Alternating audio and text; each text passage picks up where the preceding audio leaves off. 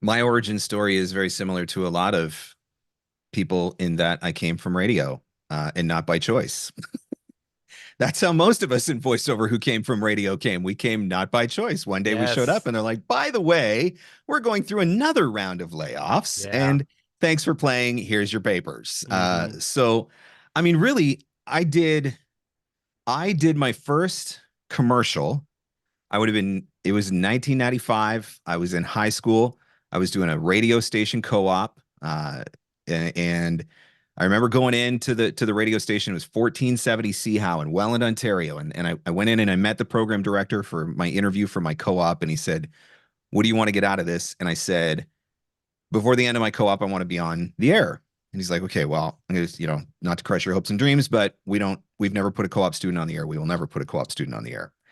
I think I probably had been there about 3 weeks before I started doing my first commercials. And before the end of my term, I was actually filling in on the morning show. Wow. Yeah. So one semester of co-op turned into a second semester of co-op, turned into a summer job at that radio station, and then started full time in radio after that summer. Um, So, I mean, I started doing voiceover because I was doing commercials as part of my work. I had no idea that it was voiceover. It's just you go in for your production run, right? Like that's what you do. You show up an hour before your shift, you do whatever they tell you to do. Hmm. So, I would say I started working in television. I want to say it was around 1998. And I think that's when I had somebody come to me for the first time and pay me for a voiceover, like that wasn't my radio station program director or whatever. Hmm. Somebody was like, "Hey, would you do this thing for our commercial or whatever?" And so then I was like, "Oh, well, that's interesting," but I still had no idea. And then I don't know, fast forward a few years, I want to say it was probably 2007, 8, somewhere, maybe in 9, somewhere around in there. I've discovered Voice 123 and another casting site that shall remain nameless. I cannot speak it from my lips. Hmm. Um, but back then I was making money on it. But yeah, I discovered that by accident and started doing it, kind of making money, extra money, because those of you who have been in radio understand also the need to have supplemental income, because usually the pay in radio is not that great.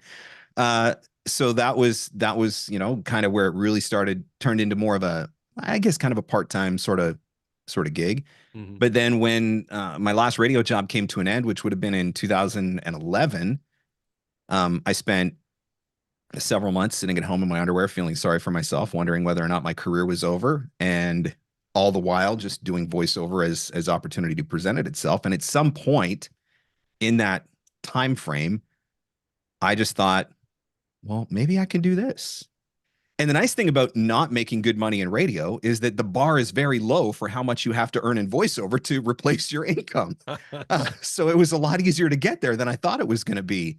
Um, but then the marketing thing started as a result of that, because it was like, I need more work.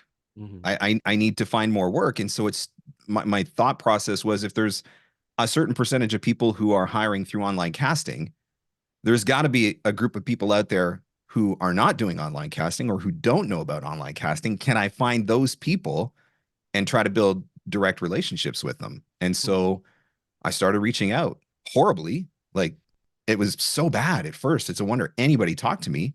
But you get your reps in, right? You do enough auditions, eventually you're going to get better at it. You send enough crappy emails, eventually you're going to send better emails. And so I remember reading Crush It by Gary Vaynerchuk.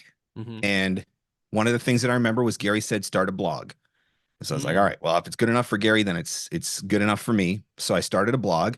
I had no idea what to blog about. So I literally just started blogging about what I was learning, trying to figure out how to grow my business and trying to figure out how to be a better marketer. And, you do that for a couple of years, 5 days a week, and all of a sudden people start to think you're an expert.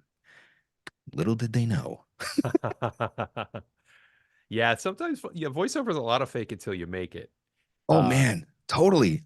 even though your audition is, you book it or you don't. Yep. You know what I mean? It's this kind of weird world. It's funny, mine was inverse because I did direct marketing first, starting in 1995, and then I discovered pay to plays, and I jumped on Voice 123 in 2006 And then so we both had the same experience, but it just happened at just opposite, opposite points in our journey. Yep. So you've been full time. So you've been full time solely doing voiceover for 15 years thereabouts. Yeah. So 2011, I mean, 2012 is my first full year full time Full year full because time. 2011, I got downsized early in the year, bummed around for a few months, not knowing what I was doing. I don't think it was until the fall that I was like, what if I tried this? And so I would say, I mean, you could classify full time at that point. I considered myself unemployed at that point.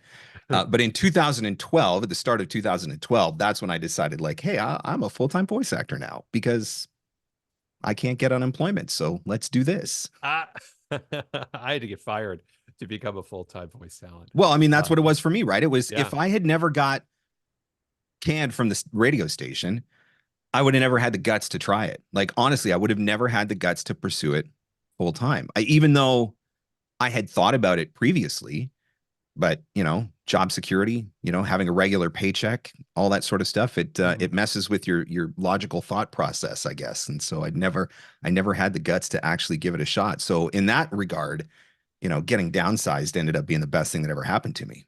Getting fired was the best thing that ever happened to Yep. me. Yep. Absolutely. And it was such a horrible experience. I had to lawyer up because Yep. of how everything went down. And as a Me result of too. it, I got unemployment. And as a result of that unemployment, I had the money to join Voice 123 and build my first home recording booth. Yeah, I So, got a pretty decent severance because somebody screwed the pooch in how they let me go. And so I was able to take some of that severance. I mean, part of it was what I lived off of for a while, but then part of it was what paid for, online casting site profiles and some of that stuff. And so yeah, that was it. Honestly, it was the best thing that ever happened to me. Didn't feel yeah. like that in the moment, but Oh, looking back, I can be like, thank you, God, for doing that to me because right. I would have never done it on my own. Me too. By the way, I would be remiss if I did not compliment your fine Santa hat. And the reason Mark's wearing it is because he saw the graphic that I posted from, saying in a couple hours, oh, hey, in a few hours we can have our thing. And I did a little Photoshoppy of some Santa hats and it came out pretty darn well. I do not, or at least I don't have one in reach. So I do not have any. I've got some Yankee hats. I don't think that'll, New York Yankee caps. I don't think that'll quite suffice. I've actually But got an entire tub of Santa hats. Like literally, there's probably dozens of them. why do you have My dozens of Santa hats? so What my goes on dad in used your to house? work in retail, and Hmm. and he used to collect them, and he used to wear a different one every day in December when he went to work. Oh, And when he moved out east a couple of years ago and he was cleaning out his house, he's like, "Do you want the Santa hats?" And so for me, doing the 12 voiceover gifts of Christmas, I was like, "Oh, perfect. I can have a different hat for every day of the contest when I make a different video or whatever." So I actually had the bin out earlier and it was in my office. Kaylee was playing with it. She was trying on all the different hats. And so just before we went live, I was like, "Oh, I got to go get a hat. I remember doing the thing." So there yours you is go. very stylish though. Yes, thank you very much. My wife just handed it to me. Thank you, I'm sure you're honey. really happy about that too. I'm thrilled. I look like a holiday princess. Actually, it looks like I should be on the White House, Christmas buffet table. I don't know if I'd be serving something or I'd be the thing that gets served. I have to take it. Oh, can I get away with? Yeah. Well, nope. No. I'm committing to the process. I'm wearing this for the whole thing. So this is There gonna you be go. great. So it's just that the Zoom background is messing with it a little bit, but it's okay. So anyway, as we put our serious hats back on, tell me about how because I have my origin story of how I turned into the VO strategist, but how did the VO guru, how'd the marketing coaching start? How'd that come about? The market decided for me. Like honestly, I just got to a point where I had been writing my blog 5 days a week for, I don't know, probably 3 or 4 years maybe. And I just started getting more and more people who were reaching out to me directly and asking me questions and, do you do coaching or can I book some time with you or whatever? And it was something that I had honestly never thought of at Mhm. all because I didn't still see myself as an expert at that point. But at somewhere along the line, I was like, all right, well, let's see what happens. Let's give this a shot. And so like the first few coaching sessions that I booked, I was scared to death that somebody was gonna, call me out on social media for being a fraud or tell everybody that my advice was garbage or whatever. But people paid the money and felt really good and walked away happy. And I was like, oh, maybe there's something to this. And so I really just let the market decide because it was never part of the plan. Huh. Yeah, so it sounds like it's very organic. Yep. I had a very similar experience because I started blogging in 2008 and you know, was on the voiceover bulletin board since 2006 and you know, sharing my journey and stuff like that. And then all of a sudden, like John Florian was like, "Hey, could you write an article about voiceover marketing?" And I'm like, "Why?" He's like, "Because you're so good at it." I'm like, how do you know that?" He's like, "Well, I see all the stuff you post." I'm like, "Oh, okay." So yeah, it wasn't like I'm going to be a coach now. I know all this stuff. I'm going to make money off of other voice actors. I was terrified. I was terrified to plant that flag because, Hmm. I mean, you've probably experienced this. How do we say this diplomatically? There is an establishment that that doesn't always get super excited about new people coming in to coach, and that establishment can push back quite hard, and then you get a lot of the, oh, I see so and so thinks he's a coach now or whatever, and Hmm. like I see that happen to other people, and I was legitimately afraid that that was going to happen to me, and it did to a certain degree. But somewhere along the line, I decided that it didn't matter because I figured I would let my customers decide. Right? If the clients that are doing coaching with me are happy with what I'm giving them, and if it's working for them, if the advice is turning into results for them, then but screw the establishment, and so keep moving forward. It's funny because back there wasn't that much of an establishment, but they were pretty hard. They were pretty hardcore. It's a very vocal establishment. Yes, it still is, but there's a lot more people It would hanging sound out like their shingle. conspiracy theorists now, Yeah, it's not but it's true. conspiracy if it's It's true. true. Right? So no, there's a lot more people hanging out their shingle now. As you know, they've done like 3 audiobooks and now they're an audiobook coach. That Well, and happens, that's the thing you got to be careful of, right? Now, the internet gives anybody the ability to build a platform, and so who do you trust? How do right? you know, right? And there isn't an established like good housekeeping seal of approval, vetting certification process to be an accredited voiceover coach. But you know what? That means that those who do it and are successful and are consistently successful at it, they really earn it. Hmm. Because the internet and social media can be a kind of a vicious place, you know. And if you're able to comport yourself and get in a certain way and get results consistently, and then people who are saying, yes, Mark is the real deal. After working with him, my voiceover business is better, Yep. you know, then I mean, they say the proof is in the pudding. Yep. So there you go. So um how much, I assume social media was a huge part of you being able to put yourself out there. I mean, unless you're advertising in the yellow pages or attending I'm conferences old enough where to remember those. I almost missed them. Yeah, social media was again, it was one of those things where I had no idea what I was doing. I just thought that's what I was supposed to do, right? It's you, Hmm. you, you sign up for Twitter. Back then Twitter was still cool and it was okay to be a part of it. And Hmm. and I think I was on Twitter like the year after it came into existence. And I was doing some stuff on Facebook. I was using LinkedIn a little bit, not a lot, but I started doing some stuff on YouTube at some point, like just because I thought that was what you were supposed to do. But Hmm. the reality is, if you put yourself out there enough, eventually people will find you. And if they like what they see or hear or learn or whatever, then they might decide to work with you. And that's not a statement on coaching. That's just a statement in general, right? Like if they like how you sound, they might hire you for voiceover. If they like the advice you give, they might hire you for coaching. Like Right. it can be for anything. But I mean, what a time to be alive. Right. You got access to the entire world at your fingertips on Yep. social media on any given day. Like I look at my kids and realize like they have never known life without Google. They've never known life without internet. They've never known life without cell phone. Like they don't know how hard we had it back in the day, Tom. No, they do not. And like Siri and Alexa they've been talking to them their entire lives. Yeah, it's crazy. It is pretty crazy. We actually got a couple of questions have already popped up. So let's get in on those before we get too backed up. So let's see here. Oh yes, and yes, Karen Clark's husband uses the big green egg, which I watched a CBS Sunday Morning thing about that recently. It was pretty cool. Steve Daniels, question, Tom said that the relevance ROI opportunity is in pay to play as opposed to direct email marketing. Mark believes opposite. Why do each of you hold your respective position? Cool, Mark. I don't think there is not ROI potential in pay to play. I think that you have to know what you're doing to get ROI on pay to play. I think you have to understand how the sites work.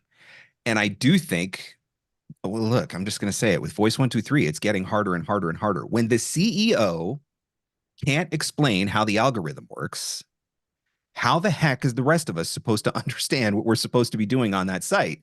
And I think I see a lot of people who just keep throwing more money at it. Well, if Hmm. I just buy in at the $600, if I just buy in at the 888, if I just buy in at the 1200, if I'm going to spend the 22 and I'm sure it's going to make all the difference when I spend the 22, and it's just not how the site works. Mm. And so there are a lot of people who are spending a lot of money who are not getting the ROI.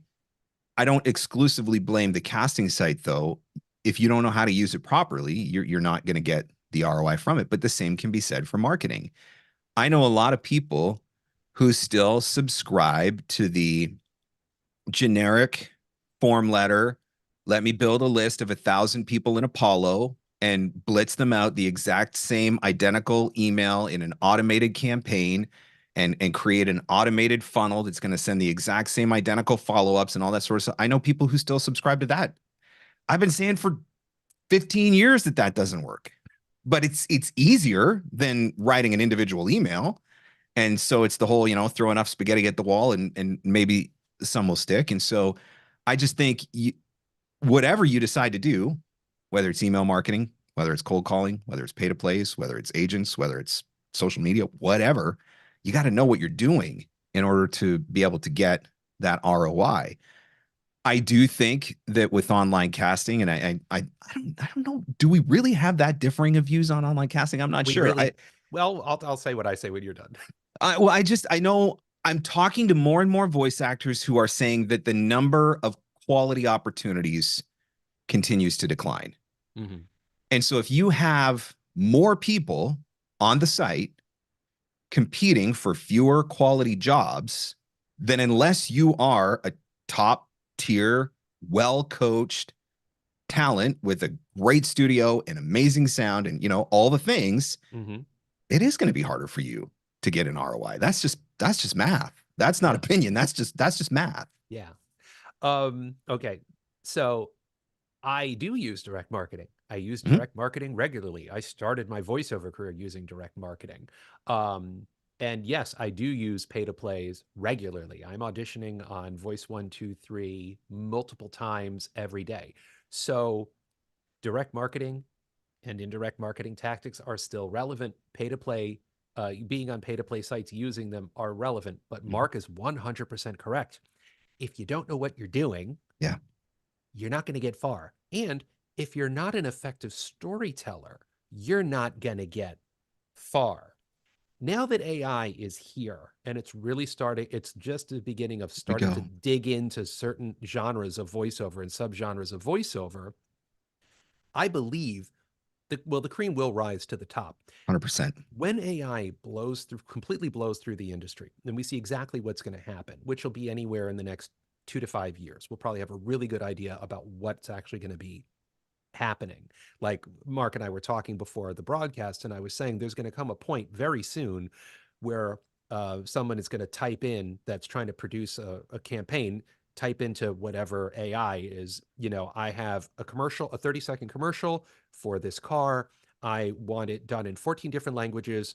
I want these genders in these countries, these genders in these countries. I want these dialects in these countries. I want these dialects in these countries. I want these reads to be hard sell. I want these reads to be seductive and this and that. And they press a button and it happens. Boom. And Yep. they don't pay us a penny unless it's an AI service that has human narrators who have their synthesized voice on there, but that's actually going to probably start to go away in a few years too. They're not going to even need us human narrators to create the synthesized voice. They're going to be doing it all from scratch. But good storytellers will keep getting voiceover work. Good businesses will keep getting voiceover work. What I have noticed over the past few years, to get to the heart of Steve's question, is that I have anecdotal experiences. And now, after doing some serious number crunching and developing more very tasty Excel spreadsheet formulas, is that I am seeing the data bear out that for me, at least for me, my self-marketing efforts have become less effective over the years, and I have gotten really effective on pay-to-play sites, specifically Voice 123, over the past couple of years. Yes, I'm paying the $2,200 tier. Yes, I'm a theater trained voice actor with many years of training and many years of experience. So, sure, but understanding how the algorithm works. And I got to say, I don't know if anyone who has created an algorithm truly knows how the algorithm works, because after a certain point, it starts to do It its just own does its own thing. thing. This is the world So, we're building for ourselves, by the way. which is a little scary. Yes. But so when the CEO of Voice 123 says they don't exactly know how the algorithm works, I gotta give him, I'll give him a little bit of a hard time, but I'm not going to give him too much of a hard time. But and also, all the other thing I'll say before we go to our next question is your mileage will vary with every experience: direct marketing, indirect marketing, representation, online casting sites. Everybody goes online and says, which pay to play site should I use? Or how should I email clients? No one answer is going to work for any one person. You got to Yeah. get in, you got to try it. I call it error and error, not trial and error. You got to, like you said at the beginning, you sent horrible emails, you'd made horrible auditions. You got to keep muddling through it and finding out how the voiceover industry is going to speak to you. Like, I didn't know I was going to be a very successful e-learning narrator when I went in. I had no idea. I thought it was commercials. I had no idea I was going to become an explainer, a prolific explainer video narrator. Well, that didn't exist when I started doing voiceover. Yep. But but also, if this works for Mark, he's going to keep doing it. And pay to plays right now, as currently constituted, are working very well for me. So I'm going to keep doing it. But direct marketing is a part of my balanced breakfast. I'm just I just operate differently. I hyper target. I'm one email at a time. I'm doing subgenres. I'm being Yep. very specific about what I want to do, because I know the blanket, hi, I'm a commercial narrator, hi, I'm an e-learning narrator, hi, I'm an explainer video narrator, that's not going to work. That's just Nothing will not get going to you the work. eye roll and the spam button faster than, hi, my name is Mark and I'm a professional voice actor. If that's how your email starts. Nah. I just want to clarify though, because I've said this a million times. I will say it a million more, and it will still never get fully clarified. I am not anti-online casting, and people always seem to misunderstand that about me. Yes, I'm a direct marketing guy because that works for me. No, I don't currently use online casting, but it's not because I'm anti-online casting. It's because I don't have enough hours in the day to do all the things that I've got to do. And so it just wasn't worth it for me. I found myself in this place where jobs were coming in. I was getting pings of jobs coming in, but I didn't have the ability to do them because I was in another voiceover session or I was in a coaching session. And by the time I got to them, they were already expired. And then I'm starting to I'm feeling stressed because I'm missing out on all of it. And it wasn't good for me mentally. Mm-hmm. And I didn't need it financially at that point. So I'm like, okay, I'm done. I don't need this right now. Right. But I am not anti-online casting. I think it can work. And I think far too often we blame the casting sites for our lack of success when really we probably need to look in the mirror and we need to question, is my studio good enough? Is my audio actually broadcast quality?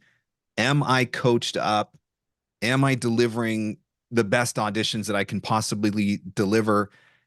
And I think if you're honest about that, I think there would be more voice actors who would realize, oh, maybe that's why. Because look, you're competing against Tom when you're on Voice 123. You're competing against J. Michael when you're on Voice 123. Can you measure up? Do you measure up currently against these guys? Because if you don't, Voice 123 will happily take your $2,200, but it's not going to magically turn into bookings. And that's why I say I think you just have to make sure that you fully understand how the sites work and where you are at before you start making some of those decisions. And that's whether that's going to be the thing that ultimately determines, do you get ROI or not? Yeah. And by the way, you can drink Coke and Pepsi too. You can eat at McDonald's No. and Burger King. You can enjoy the Yes. Beatles and the Rolling Stones. Yes. I have my preferences, but I still enjoy those other things too. Yep. Excellent question, Stevie. Thank you. Where are we? I'm not sure. Tabs. Hi, Tabs. Tabs says, I'm not sure this is a marketing question. I like to email updates for my subscribers in Canva, and I just like to drop it into my email, but only shows up in an attachment to the email. Are you a Canva user, Mark? I am a Canva user. Canva is where time and productivity go to die, but in a very happy way. Like, I I love need a Canva. graphic that should take 20 seconds to create, and 3 hours later, I'm still thinking that I am a graphic designer. Well, I'm playing with the 787th font and I'm moving the line for the 227th time. And Okay, how much of that is about you? no, that's totally me. Okay. It makes it way too easy. And then I think I'm way better at it than I really am. And so then I'm like, wow, I'm spending so much time here. What am I doing? I love Canva. Don't get me wrong. Everybody should sign up for Canva. You should all go out and sign up for Canva tomorrow night, and all of your social media content would probably instantly improve. I But agree. Yeah. I think the question here, if I'm understanding it correctly, is Tabs is creating like a graphic email rather than typing out an email. You're creating a graphic or some sort of advertising piece and trying to send that as an email, but it's coming through as an attachment. I'm not sure if I think that's kind of what it sounds like. And so, I mean, I understand on one side wanting to create something that looks really nice, clean, professional, because absolutely you can do that in Canva. Oh, But she said yes, that's yes, it. that's it. Okay. So the potential problem with that is unsolicited attachments, first and foremost, much more likely to trigger spam filters. The size of the attachment can be a problem, particularly if people are trying to download on mobile. And so because they may get a blank email with just an attachment to it, it's probably not the most ideal way to do it. That's where if you're creating, graphic advertising slash marketing pieces, I think they're probably more appropriate for social media. Mm. I use Canva Pro. I adore it. Actually, Yes. it's funny. I was just seeing a social media thing last couple days ago, and our friend Liz Dinesnera says she uses Canva as her for her email signature. Mhm. And I'm like, it can do that. So I just went in and I typed in email signature, and it just gave like 500 templates. And I'm like, ooh, goody, goody, goody. Wait By the until you way, figure out the automation stuff. It's going to change your life. it's nuts. It's nuts. I will say this, Mark, is that one way to help make you not go down the rabbit hole is I don't know if you uploaded your brand kit Yep. to Canva. You have. Yep. Okay, I did that too because you can just click on whatever you make and it'll change the color scheme and stuff and click, click, click till you find the one that you like. It's great. But yes, you could totally go down a rabbit hole of Oh, tweaking it and moving stuff over here and that over is there. that is my, like, I don't have a lot of rabbit holes that I fall down. Like, I, don't start playing a video game and come back 3 days later, but I might go into Canva to create a graphic and come back 3 days later. So, Yeah, I understand. I will also give everyone a horrible piece of advice. Not a horrible piece of advice, but Canva has an AI function, so you can add an AI voice. I'm one of them. wow, look at Yeah, you. it's pretty cool. It's pretty cool. So if you wanna get a little time to your action in your marketing materials without having to pay me to do it, you can get in there. It won't sound as good as me, but I mean, but it's getting better and better every day. Karen Clark. Hello, Karen. What are your feelings or proof of benefit of a Google business page with reviews, etc.? I've been told it's key for helping your SEO somehow. Thoughts on that and overall? What do you think, Mark? If you don't exist on Google, do you really exist? If an Right? ad is posted on Google, if an In ad is not posted, is posted but it's not on Google, does it even exist? like in 2023, if you don't exist on Google, are you even real? Like, we talked about this earlier, right? My kids have grown up and never known a world without Google. Mhm. By default, if you're looking for something or someone, the first thing that you do generally is you Google, right? You type the business name or you type the individual's name. Yeah, there's going to come a point where we're going to type it into a chat bot, and maybe Google doesn't exist anymore. I don't know. That's why I sold my stock. But for now, we Google. And so for the 20 minutes that I spent creating my Google business page, is absolutely worth it. Like, I know that I get, 60 or 80, maybe sometimes every once in a while it almost hits 100 views or clicks a month on that page. I don't hardly ever post anything to it because I never remember. Every once in a while, though, they'll send me an email like, you haven't posted an update for your customers in a while, or, do you have Christmas hours? Come and share your Christmas hours or whatever. And so every once in a while, I might post a video or, something I've done, or post a picture or something like that just to make it look fresh. But I I don't see a downside, I guess, is really what it comes down to. Is it the difference maker in my business of whether I've booked jobs or not? I can't specifically say, but I certainly don't see a downside to having I mean, everywhere where you can have your name, right? Right. Every time you come up in search. Anything you can do to increase your search engine optimization is a good thing. And Hmm. Google being the number one SEO thing, if they are obviously more inclined to increasingly rank their content and everything Oh that's yeah. not on their platforms, which is why YouTube is very, very powerful. YouTube is also the number one search engine in the world. And guess who owns YouTube? Google. Yep. So yeah, I think there's a lot of advantages to it. Now, do you need to be doing stuff on it every day? As voice actors, I'd probably say no, because if we were a brick and mortar store with an address and and hours of operation and all this stuff, where you want people to physically go to your location and patronize your establishment, or go to your website, your merchant page, and shop for content, which you kind of indirectly sort of kind of do with voice acting, but not really. You know, it doesn't quite work that way, but make sure that it's updated, make sure the content, refresh it, zhuzh it once in a while. And yeah, I think it would definitely help you. I think if you've got a Facebook business page, or if you've got a LinkedIn company page, for example, and if you're, periodically posting content to one of those or both of those, just add your Google business page to the list, right? And so when you share the update on your Facebook business page, just remember to jump over to Google, share it on there as well. It Mm-hmm. does. It keeps it fresh. It makes it look like you're active. And I like I said, I don't see a downside. Nope, absolutely not. Let's see. Karen, Stevie, another good. Let's see if he's got another equally good question. What are the top three most self-destructive business marketing practices and mindsets? That's an excellent question. Two for two, Stevie. What do you Dang, got, Mark? dang. Right? Um, I think the most destructive is the mindset in and of itself. I think somewhere along the line, we've associated marketing with, I don't know, used car salesmen. And so we we've associated, if we're being honest, and I said show of hands if you ever felt like your marketing was being annoying, right? Everybody, if they're being honest, would put their hand up, which is a mindset more than it's a reality, I think, more often than not.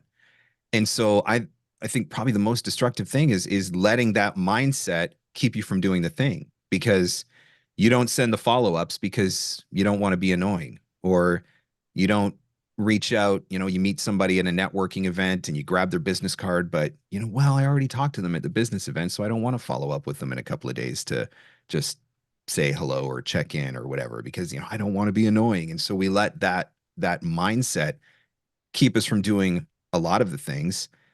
I would say the other thing is perfection paralysis. Like, do me a favor and don't go back to my early YouTube. Like, honestly, I should just take it down. It's so No, don't. bad. It's bad for your SEO. Keep it. It's Yeah, so keep it. bad. But every video got a little bit better, right? If I look back at my original podcasts, probably they weren't that great. Every episode got a little bit better. If I look at any of the content that I've done on social media, right? I mean, I sometimes I post stinkers and sometimes I post things that everybody comments on, but I don't analyze it to death to decide whether or not it's the perfect post. I think it up, look at it, let's give it a shot, post it, and then move on to the next thing. And I think that this whole we're so afraid of doing it wrong that we never even actually give ourselves the opportunity to do it right, because we just get stuck in that paralysis, that perfection paralysis of waiting for the perfect idea or for the perfect post or for the perfect graphic or for the, I just got to improve my video editing skills a little bit more, whatever. And so there's always another excuse to kick the can further down the road. So what's that? That's two: perfection paralysis, just mindset in general. I mean, the generic form letters we talked about earlier, I'm not going to say it's destructive, but it doesn't work and it makes a really crappy impression. So if you try to go back to those people later, it's probably going to be harder because they may have already spammed you or blocked you or whatever. Mm-hmm. So, I mean, that's three. Okay. Wait, do I have to do three? Oh, Yes, I geez. want to hear your All three. all right, fine, fine, fine. What are my three? Top three most self-destructive business marketing practices and mindsets. Okay. You need to think like a business if you're going to Mhm. be an effective voice actor. You need to execute like a business to be an effective voice actor. But the problem is this is destructive sneak number one, is where you try to be perceived as a business. This is something I've recently come to realize. You're one person. Mhm. You're a great storyteller who's one human being. One human being. Try to be you, that one human being, as best as you can. Being like, putting my website in third person and Tom Deere is a professional voice actor who No. specializes in this, and this. It's like, no. Hi, Yep. I'm Tom. I talk for money. I love telling stories. Well, not I talk for money, but you can even say that because it's like, okay, you know, you want to do everything you can to humanize yourself and put yourself out online and in your email missives and in your live appearances when you network at events as a guy or gal that somebody wants to work with. You know what I mean? When you go to a networking event, the last thing you should talk about is voiceover. Get to know people as people, get them to know you, be interested in what they're interested in, be engaged and engaging. Because if you're interested in them, they will find you interesting. Mhm. So the more that you can just display your humanity online and in person, the better off you're going to be. The more that you try to puff yourself up as a business, everybody's got fresh batteries in their bullshit detectors. And everybody Well, that's a good knows line. it's Philip Banks. It's not my line. That's Philip Banks. I don't know if he made it up or stole it from somebody, but it was brilliant. But everybody knows why you're talking to them. You want them to give you money to say stuff out loud. This is established, and to try to fool them or think you've put one over them is nonsense. People work with people that they like. People work with people that they trust. People work with people that they respect. Do everything you can to just ingratiate yourself as just a human and let them go, hey, can I get your card? And you go, oh, sure. You know what I mean? So, and also on social media, just be, unless you're a raging jerk. And even then you can make that part of your There's a few of branding. those. There are a few of those, but no, most of them don't own it. Only a handful of them own it. The It's ones that true. own it are the ones that I respect. Most of them This, don't own yes, it. I would agree with that. They try Yep. to cloak themselves in, oh, I'm just trying to be part of the communities. Now you're being a jackass for clickbait. But that's another whole other conversation. Wow, I got to come up with two more. This is crazy. I am Um, so on board just with like the third person, making me look bigger than like you're the brand. That's it. yeah. You're the brand. Self-destructive business practice number two is trying to do things in your business because people who don't know anything about voiceover tells you so, or Oh, because what you perceive to be real. Don't form an LLC because your uncle tells you to, who's in the textile business. Okay.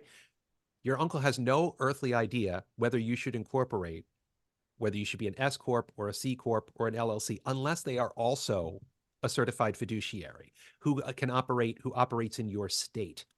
People do make these business decisions because it will make them feel more professional, or because someone who has no idea what they're talking about tells them to. Somebody just a couple hours before we got on here jumped onto one of the voiceover social media groups and said, hi, everybody. I just moved to the United States. Should I form an LLC? And I'm just like, no, he's going to get 62 answers and they're all going to be wrong. Because I see this happen over and over and over again. Because not a single person says, what state do you live in? yep. Because every state has their own LLC laws here in the United States.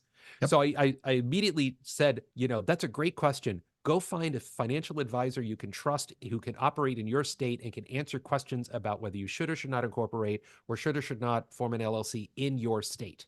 I haven't looked at the post since. Lord knows what's being going on over there now. I'm sure I'm being vilified for some reason because, whatever. For good advice. Just for trying to give good advice. Number three, self-destructive marketing practices. Well, also, this is going to contradict the first one. Well, talking about yourself too much Mm. in a promotional way. Yep. I'll give you an example of how I think you can marry the things. So last year, I booked a gig on Voice 123 for the American Humane Society, talking about how those 4,000 beagles that were liberated from a lab in Virginia, all 4,000 dogs got adopted. And I did the audition and I booked it. And I'm like, I was excited about it because, this is it's a big deal. It's a big public service announcement for a national thing. So when I decided to market about it, I said when I was a little boy, I had two beagles, Pumpkin and Cracker. And I love these dogs really much. And I would hate to see, and just the thought of them being caged or in captivity or experimented on would just kills me. The fact that I was given the honor of helping announce that for all 4,000 beagles got adopted really means a lot to me as a human being. It wasn't about, hey, listen to me and how awesome I sound Yep. in this public service announcement. Yep. It's that. That's why you booked it too, though. I mean, come on, the story, the connection, right? Like, Well, they didn't know that. yeah, but you did. So that would have It your informed my read. audition would have been so much like totally different level because of the personal connection to it. Mm. No, I think that's fair. I think that's absolutely fair. Was that three? Did I do three? That was three. Oh, thank goodness. We're Oh, winning. no, it was both. No, great question, Stevie. Just a lot of pressure. Um, Tab says if this was covered at the beginning, just let me know. But what's your business marketing plan for 2024? Well, how much time you got? But Mark, like, can you give them like a rough idea of what your business and marketing plan is for next year? I would like to get more business in 2024. So that is my plan. You know what? I've been thinking a lot about this actually in the last couple of weeks, and one area where I have not paid enough attention, probably somewhat intentionally, but I have decided I need to pay more attention is SEO. And this comes back to what we were talking about earlier, which is what does everybody do by default when they go to look for something? They Google it. And so I have always been a big proponent of more actively driving traffic to my website. So, using social media to drive traffic to my website. I've used paid advertising to drive traffic to my website. I use email marketing to drive traffic to my website. But I noticed this year, particularly towards the end of the year, I started getting more inquiries directly through my website, even though at this point my SEO is, limited at best. And so it stands to reason that if I'm already getting a limited number of inquiries directly through my website without putting any effort into SEO, how much more will I be able to get if I do put effort into SEO, knowing that this generation of buyers has never known life without Google? And so, I mean, that's going to be a big thing for me next year is figuring out how I am going to drive up the SEO value of my website without having to go back to writing a blog 5 days a week because I am not going to do that. Okay. I guess I'll give one. It's funny because I was telling Mark before we started that I had just yesterday I'd finished my 2024 voiceover business plan and my 2024 VO strategist business plan. But for the VO strategist plan, you guys don't care about that. But the voice actor plan is like I divide my business into five categories, which was taught to me by Dan Duckworth of Voiceovers Unlimited, which is cash flow, tools, technique, marketing, and health. So I have all of my annual goals fall into one of those five categories. So the cash flow one is exactly what Mark said. I want to make more money and spend less money, all of that stuff. The tools, hardware and software, I'm pretty good. So unless something breaks, I don't think I'm going to I need anything new, technique. I booked this year, I've booked more commercials than I ever have before. Through pay to play sites and through my representation. So I'm probably going to maybe get even a little more commercial coaching to see what I can do to kind of get me to the next level. And I'm going to continue to expand my political voiceover performance because it's 2024 in it very soon and the bell's going to ring and there will be billions and billions and billions of dollars spent on political ads the next year. So I've been spending a year and a half positioning myself to get ready for 2024. Marketing, I mean, there's all kinds of things. There's too much to even get into about that. But it's funny. I will be working on helping improve my SEO through my blogging. That's part of my goal. Part of my goal next year, and I'm still figuring out exactly how I'm going to do that. But it's funny. You're going to work on your SEO so you don't have to blog as much. I'm going to continue blogging. Maybe I'll blog even more to improve my SEO. Who's right? Who's wrong? Who's going to do better? Oh, Only time will tell. look, the blog is going to work. I mean, Yeah. hello, have you met Paul Strickwerda? Oh my God. Right? I just don't want to do it. I just don't want to start blogging again because it Yeah. is hard. People Yeah. do not understand how hard it is to Oh. blog consistently, Mhm. right? To set a schedule, stick to the schedule. So I just really don't want to do it. I I just blogged don't once a have the week time for it. I blogged once a week for almost 15 years. Yeah. So, and now I'm down to blogging once a month. But unfortunately, I blog once a month for Tom Deere. I blog once a month as the VO strategist. Then I do an AMA recap blog talking about this, and I have a coach and gear recommendation blog. So I'm still blogging once a week. Damn it! Yeah. But I'm trying to blog smart. I'm trying to blog smarter. So we could go a whole other hour about all the other stuff I'm doing, but hopefully that gave you a good taste. Steve says, Tom, what are a couple of keys to VO political success? Read wise. Thoughts on business? Okay, that's a Stevie's like coming with the great questions. A couple of keys to political VO success. Well, the first thing I'll say is the person to really ask about this is JMC. He's the expert. He's actually the guy that made my demo, and I have experienced limited short-term success, but like I said, it's been mostly about positioning. One thing, if I could give one bit of advice, is that the reason I didn't do political voiceover for a very long time is because I didn't think I sounded like a political voiceover spot person. Vote for this person because if you don't, the other one will eat your children. Like Yeah. I didn't think I'd sound like that. And I guess what? I don't sound like that. But if you go to tomdeer.com, you listen to my political demo, which is all professional stuff, for my YouTube channel, which is you're actually you're in my YouTube channel right now. You go listen to my political spots. I'm just talking. Jessica Scarella Spanton is a single mother. Da da da da da da da. She's this, she's that, she's this. All voiceover is storytelling, all of it, even the political stuff. I mean, you can say more coldly, it's constructing a narrative about a person or an issue, right? But Tom Deere, with the thickness of my vocal folds, get my political work by just talking like a sincere human who's just trying to engage on a personal level with people. Other people have that, they will eat your children, vote for the other guy voice. I don't have that. So I'd say my advice is find your voice in politics, in the political arena. That's what will work for you. And your other question was thoughts on business opportunity for the 2024 election. Dude, they're spending billions of dollars on it. And for voiceover and political voiceover, more and more, it's not just deep voiced white guys. Yep. Everybody has an opportunity to do voiceover. 100%. Gender, far more women are doing political spots this year and in recent years, and will continue to do so. And minorities will be doing a lot more political spots because they can hyper target. They can even target to the county, Yep. or the municipality. So absolutely. Do you do much political voiceover? I have stayed away from it. I just feel like there's a crap ton of money to be made there. I know it. I had Aya on my podcast, Aya from Celia Siegel Management. I had her on the podcast in September. We talked about it. She said there was going That's to how be I get my 10. work. I've been getting a lot of my work through Celia Siegel. Yeah. Aya said there's going to be 10 billion spent on Yeah. this election cycle. I just, it's some of the ads are so freaking ridiculous, and I need to be able to sleep at night. Well, You know what I that's mean? the Like thing. You can pick a lane. you can pick a lane. I know. I just I see I because I had somebody who was sending me scripts for a while, and I was like, I just need to take a shower after reading this script. Well, see, that's the thing. Don't read it. Yeah. If you're not comfortable with it, if it No, and doesn't that's align with it. your value system, just don't do it. Yeah. But there's more and more work out there that is like, everybody likes clean water. Everybody likes clean air. Things like that.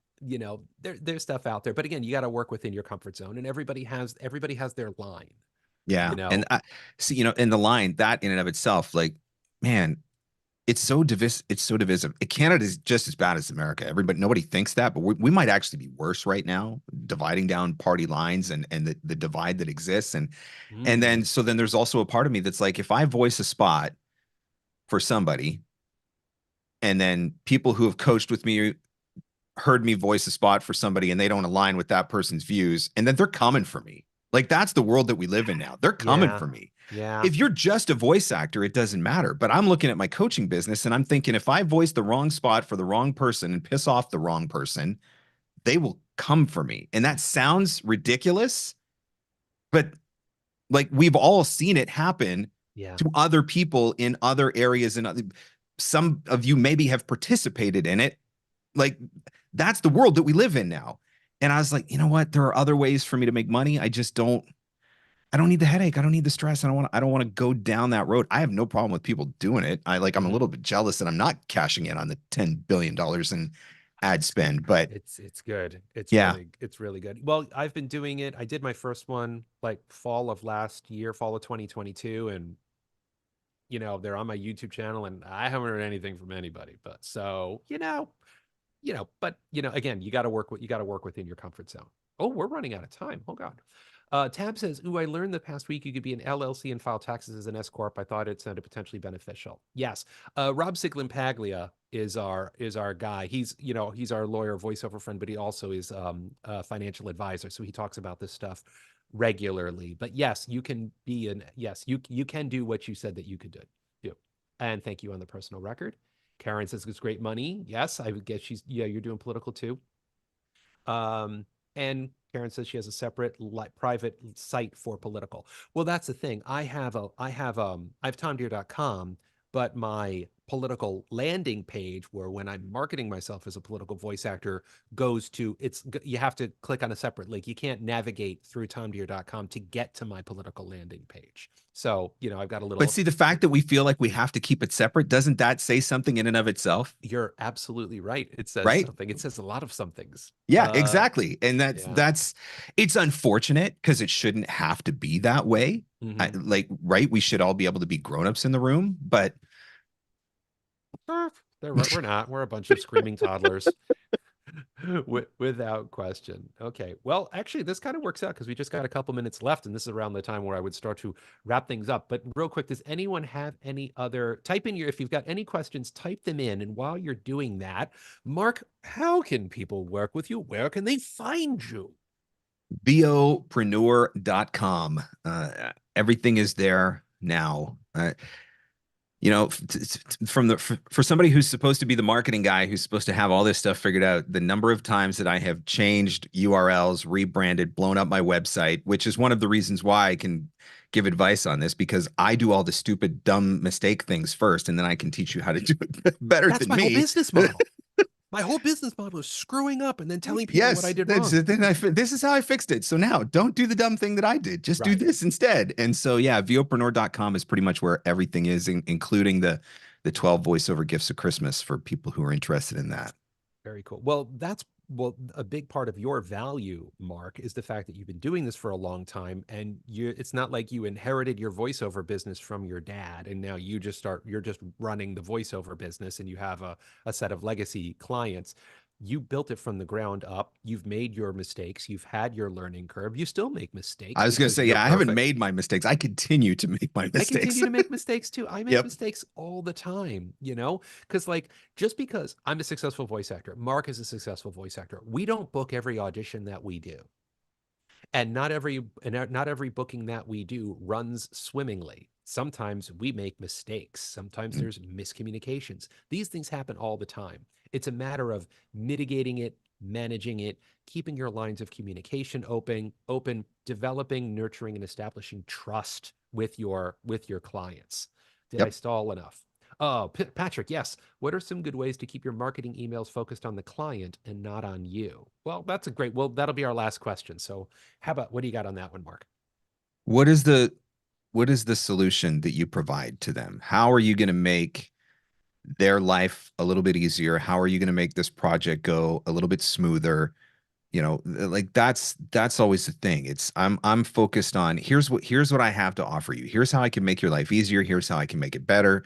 Here's how I can help with your project, whatever it is. I'm always trying to focus on that side of things more than I need, I got three kids and one on the way and a mortgage payment, and please hire me so I can pay my bills. It's here's what I can do for you. Here's how I can make your life a little easier, a little better. And that's the focus. That's absolutely right. Find their pain points, Yeah. identify their pain points, and then tell them how you can cure what ails them. Yep. Absolutely. Great question, Patrick. Great way to wrap this up. Everybody, thanks for a lot of fantastic questions this evening. Really good stuff for all of us to chew on. And Mark, thank you for coming in this holiday season with your makeup session. It is always great to hang out with you. I'm Yeah. pretty sure I'll see you at VO Atlanta at the latest. You're going back this year, yeah, next year. I've been invited. I'm hoping it's right now. It's Oh, when the baby baby watch. comes. It's Oh, the baby baby watch. watch. Yeah. Yep. Okay. I will be there too. And if you can't make it, I'll just be happy to teach all your classes for you. There So you go. you can tell JMC that I said that. I Uh, will. well, hopefully I'll see you there, and hopefully I'll see all of you lovely humans there. Mark, thank you so much for hanging out at our AMA. That wraps up our last one for the year. We will be back next month, and I believe our guest will be casting director and coach extraordinaire Mary Lynn Wisner. So she's always great, and she's also my personal commercial coach. So I adore her, and she's got lots and lots of wonderful advice to dispense. But everybody, thank you so much for attending the latest VO Strategist Ask Me Anything event. Please like this YouTube video, subscribe to my YouTube channel, connect with me on Instagram and LinkedIn, and don't forget to go to vostrategist.com where you can book that free 15-minute consult so I can help you navigate the voiceover industry. Thanks again, Mark. Thanks everybody for your wonderful questions. Stay cool, stay safe, and happy voicing. Good night, everybody. Thanks to you. Thank you.